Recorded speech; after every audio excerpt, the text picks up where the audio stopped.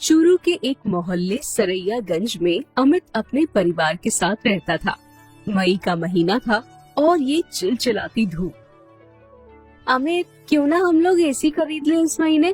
पूरे मोहल्ले में सबके घर में एसी है, बस हमारे ही घर पर नहीं है। एसी के बिना तो अब मेरा कोई गुजारा नहीं होगा। जैसे भी हो तुम मुझे इस महीने एसी लगवा कर दो। ओके बाबा, लगवा दूंगा। मुझे भी तो गर्मी लगती है दिव्या। अगले दिन अमित अपने घर के हर कमरे में एसी लगवा लेता है। रात में दोनों सो ही रहे होते हैं कि पड़ोस के घर से आवाजें आने लगती है। कौशल, हमारे कमरे से एसी गायब है। अमित के घर में जो एसी लगी है वो हमारे घर से तो चुराई नहीं गई। क्या पागलों जैसी बात कर रही हो लीजा तुम ही बताओ, हमारा एसी कहाँ गया। अमित और दिव्या ये सब बातें सुनते हैं और घबरा जाते हैं। ये क्या, हम लोगों ने तो अपने पैसों से एसी लगवाया है, फिर क्यों ये लोग हमारे बारे में ऐसी बातें कर रहे हैं। दूसरे दिन दिव्या लीजा से मिलने जाती है। लीजा, तुम्हें ऐसा क्यों लग रहा है कि ये एसी हम लोगों ने तुम्हारे घर से चुराया है, जबकि ये एसी दूसरी कंपनी का है और हम लोगों ने अपने पैसों से लिया है। तुम चाहे तो आकर देख लो। इतने में ही पड़ोस के घर से आवाज आती है कि हमारा एसी गायब हो गया है। दिव्या और लीजा ये सुनकर हैरान हो जाते हैं। दिव्या, मुझे माफ कर दो बहन, मैंने तुम्हें गलत समझा। कल मेरे घर से एसी गायब हो गया, आज उनके घर का। कहीं किसी चुड़ैल का काम तो नहीं। ये क्या कह रही हो लीजा तुम? हम लोग आज की पढ़ी लिखी लड़कियां हैं और तुम ऐसा सोच रही हो? ये भी तो हो सकता है कि ये किसी चोर का काम हो। तुम खुद ही सोचो कि हमारे मोहल्ले में कोई चोर आ ही नहीं सकता, इतनी सिक्योरिटी है यहाँ। और अगर कोई चोर आ भी जाए तो बस एसी क्यों चुराएगा? ये एक एसी वाली चुड़ैल का काम ही है। मैंने सुना है कि इस शहर में एक एसी वाली चुड़ैल है जो सबके घर का एसी अपने साथ ले जाती है। दिव्या लीजा की बात मान लेती है और उसे भी लगता है कि ये एसी वाली चुड़ैल का काम ही है। दोनों डर जाती हैं।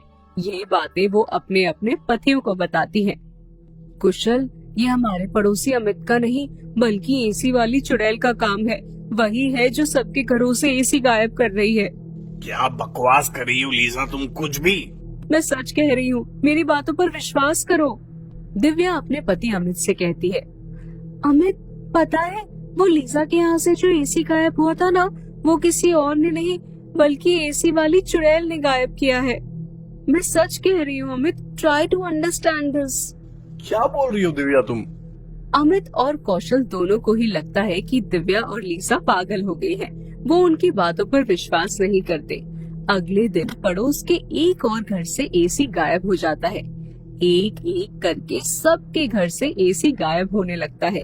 ये बातें मोहल्ले में आग की तरह फैल जाती है और एक मीटिंग रखी जाती है। हम यहाँ सब इकट्ठा हुए हैं इस बात का निष्कर्ष निकालने के लिए कि ये एसी जाती कहाँ है और ये किसी चुड़ैल का काम है, तो ये चुड़ैल हम में से किसी को दिखी क्यों नहीं? यू आर राइट वैभव, मुझे ये नहीं लगता कि ये कोई चुड़ैल का काम होगा। I don't believe this. मैं भी इन बातों को नहीं मानता वैभव। तो तुम ही लोग बताओ कि हमारा एसी गया कहाँ? चुड़ैल ये सब बातें सुन रही होती है और उसे लगता है कि ये लोग अब अपने घर में एसी नहीं लगाएंगे। वो अचानक सभी के सामने सारे एसी लिए खड़ी हो जाती है। तुम लोगों के एसी मेरे पास है। मैं एसी वाली चुड़ैल हूँ। तुम लोगों को क्या लगा तुम लोग एसी में रहोगे और मैं देखती रहूंगी? चुड़ैल को देखकर सब डर जाते हैं। दिव्या और लीजा की बातों पर सबको भरोसा हो जाता है। इतना कहकर चुड़ैल वहाँ से अचानक गायब हो जाती है। सुनीता, अब क्या होगा? ये चुड़ैल कहीं हमारा जीना हराम न कर दे। हम सब सोसाइटी वालों को मिलकर इसका कुछ उपाय निकालना होगा। विकास, क्यों ना हम किसी तांत्रिक के पास चले, शायद वो हमारी कुछ मदद कर दे। मोहल्ले के कुछ लोग मिलकर तांत्रिक के पास जाते हैं। बाबा, आप हमारी मदद कीजिए, एसी वाली चुड़ैल से हमें बचाइए। डरो मत बेटी, तुम यहाँ सुरक्षित हो और मैं तुम्हें बताता हूँ कि एसी वाली चुड़ैल से कैसे निपटना है। तुम सब लोग अपने घर के बाहर इस लाल रंग के सिंदूर से ये लिखना, एसी वाली चुड़ैल कल आना। जिनके घर के बाहर ऐसा लिखा होगा वो चुड़ैल वहाँ नहीं आएगी। तुम लोग सब ये जरूर लिखना, तब तक मैं उपाय निकालता हूँ उस चुड़ैल को अपने बस में करने का। ठीक है बाबा, आप जैसा कहेंगे हम सब वैसा ही करेंगे। जैसा तांत्रिक ने कहा था वैसा ही सबने अपने घर के बाहर सिंदूर से लिख दिया, एसी वाली चुड़ैल कल आना। लेकिन ये लिखना कोई परमानेंट सोल्यूशन नहीं था। दिव्या जो आज के जमाने की लड़की थी, उसने अपने घर के बाहर कुछ भी लिखने से मना कर दिया। अरे अमित, ये लोग सब अपने घर के बाहर पता नहीं क्यों ऐसा लिख रहे हैं। देख लेना, इन चीजों से कुछ नहीं होगा। तुम दिमाग क्यों लगा रही हो? जो करते हैं करने दो इन्हें। दिव्या के घर पर पायल की आवाज आने लगती है। ऐसा लगता है जैसे चुड़ैल एसी लेने को वापस आ गई हो। दिव्या डर जाती है। तुम यहाँ क्यों आई हो चुड़ैल? तुम्हें हमारा ही घर मिला। हम इतनी मेहनत से पैसे कमाते हैं एसी लगाने के लिए और तुम एसी लेने जाती हो। मैं क्या करूँ, तुम्हारे घर के बाहर ही तो नहीं लिखा था एसी वाली चुड़ैल कल आना, तो मैं आ गई आज एसी लेने। इतना कहकर चुड़ैल एसी लेकर गायब हो जाती है। अगले दिन जब सब मॉर्निंग वॉक कर रहे होते हैं, तब दिव्या ये बात सबको बताती है। इसके पीछे क्या राज हो सकता है? हमें इसका पता लगाना ही होगा कि वो एसी लेकर क्यों जाती है। हो सकता है मम्मी कि उस चुड़ैल को भी गर्मी लगती होगी हमारी तरह।